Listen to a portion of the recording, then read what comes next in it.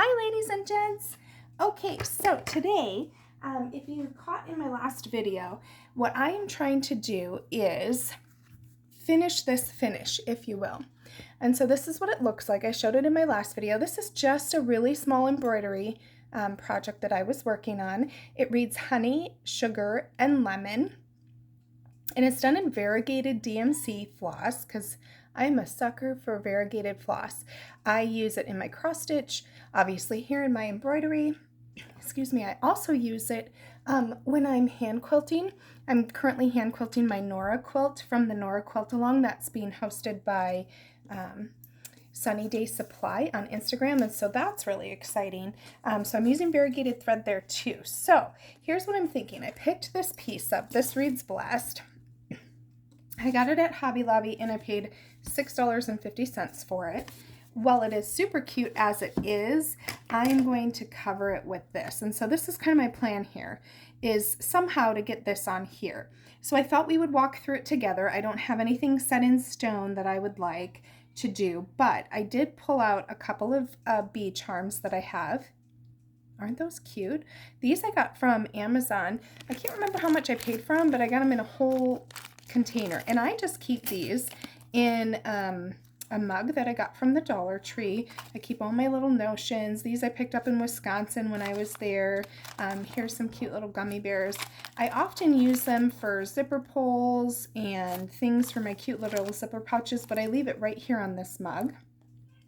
And they just kind of sit towered on top of my thread holder. So I saw these guys. I thought this is perfect because we have the honey, we have the bee. It's going to rock and roll like that. It's going to be great. So I've got these guys. I also showed in my last video my hexagons that I pulled. This fabric, I believe, is Darlene Zimmerman's Favorite Things, it might be called. But I pulled these. These are just glue-based. They're glue-based hexagons. And because I'm not sewing with them, I can actually leave these paper pieces in. And so that's kind of what I'm going to do.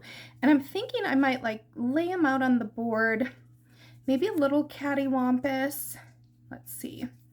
Let's get some cute colors here. Hope you can see this.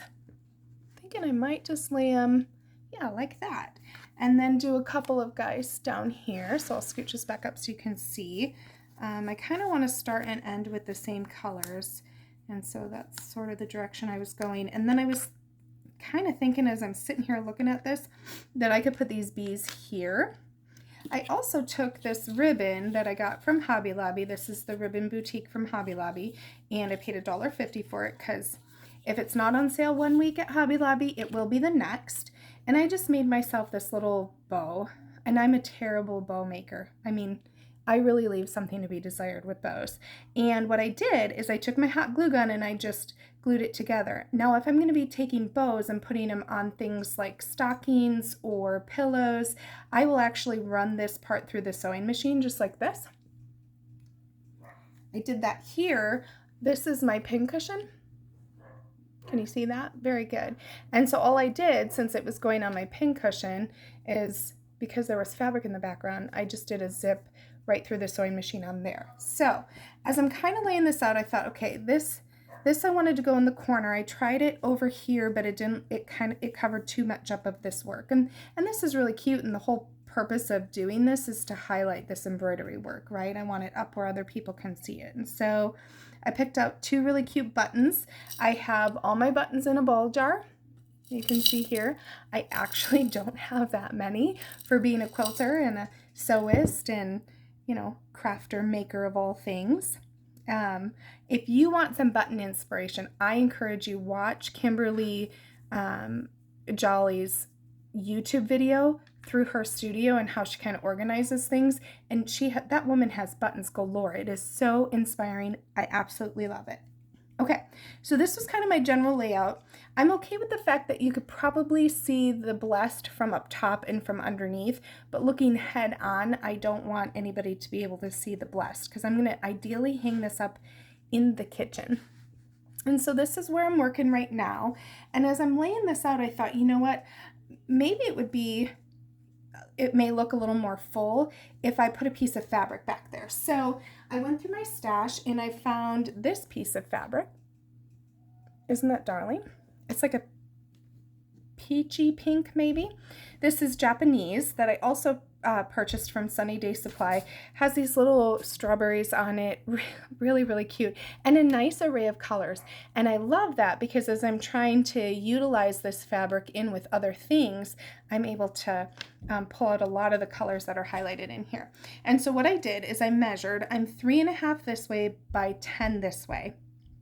And because it was a piece of fabric scrap, excuse me, I couldn't go any farther lengthwise, and so I decided that's okay. I'll just nudge it right up to the edge as best I can, but then I'll definitely go a little bit more widthwise because I want it to be able to be seen behind this.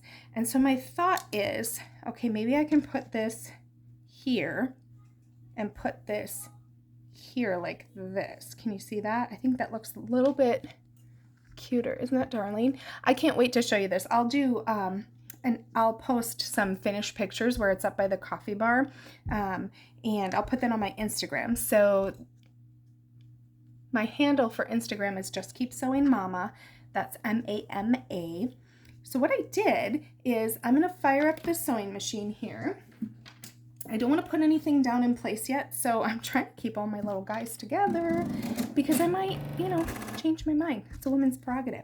So what I did after I cut this to the appropriate length is I just went over into my iron and I ironed just 1/4 inch approximately in and in. So I did my 2 edges first, and then I came in and I did this. So this is just hanging over like this.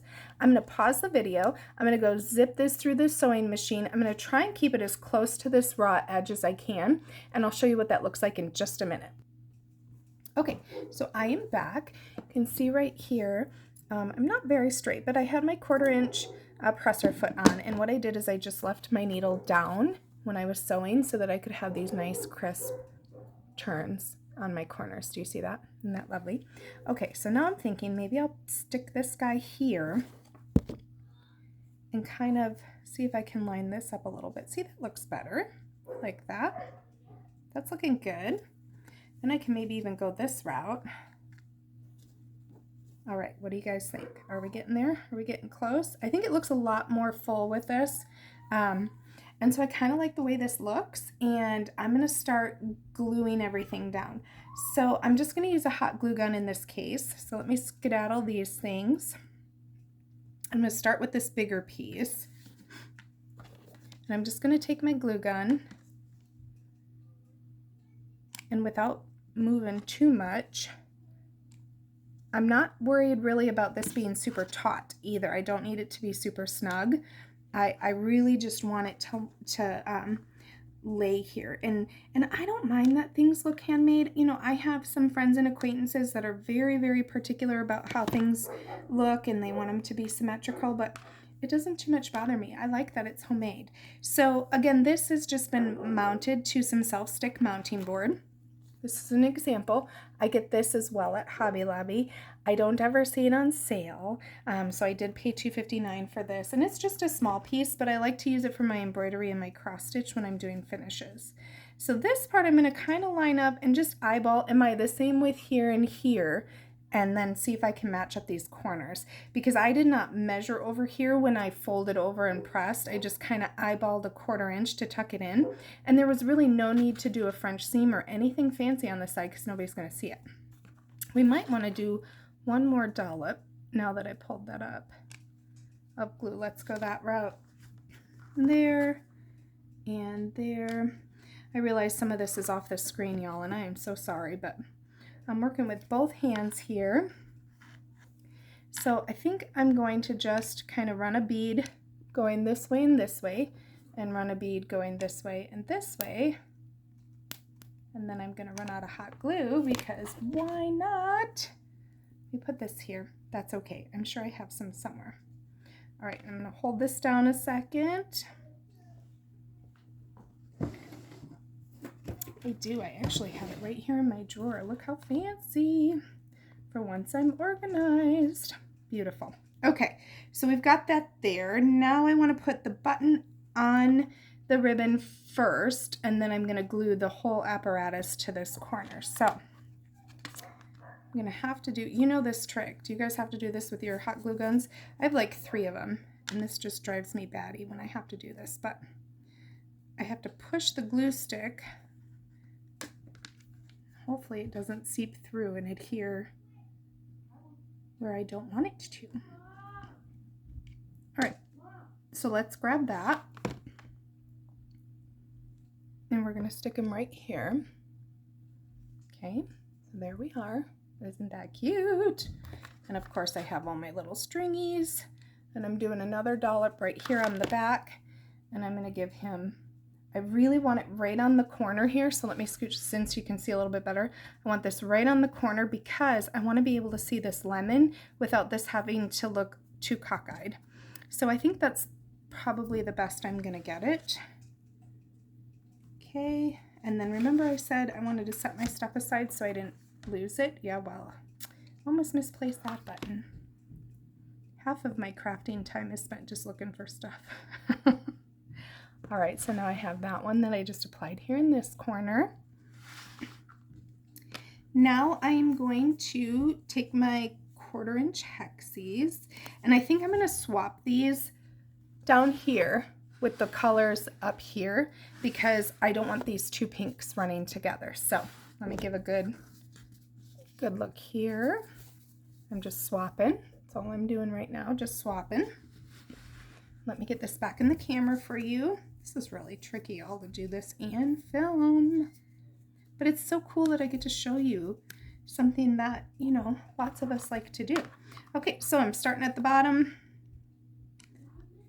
I doubt very much that these corners are going to turn over time, but I'm not 100% sure, so that's just one of those things that time will tell. Kind of like, I'm talking about like, you know, when the corners of pictures tend to curl up if they're not in a frame.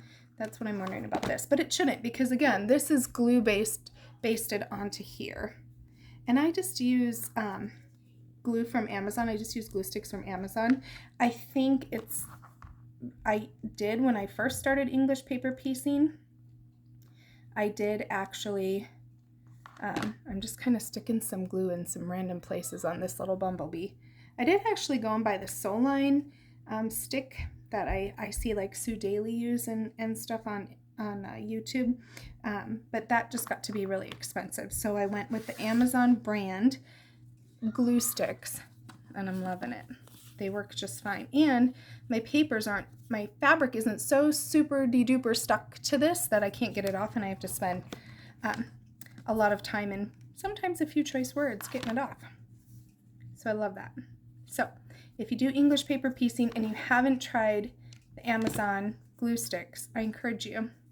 They were really inexpensive, and I think there were 24 in the pack that I bought, so it's awesome. Very, very awesome. Okay, so I'm just doing a dollop of hot glue back here on the paper. If I was sewing these hexagons together to use them in a bag, like this bag, for instance, this is a zipper pouch.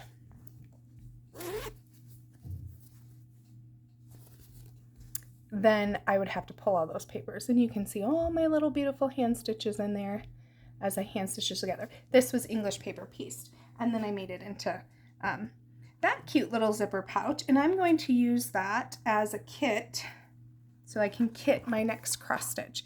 Okay, so same thing here. I'm trying to determine what's going to hit the board, and that's where I want to put the glue as best I can. And so we're going to stick that guy there. I'm not certain these bees are gonna stay. Maybe even use super glue or something.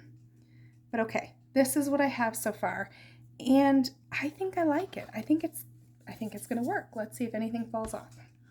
Okay, so let me show you this. Look at this.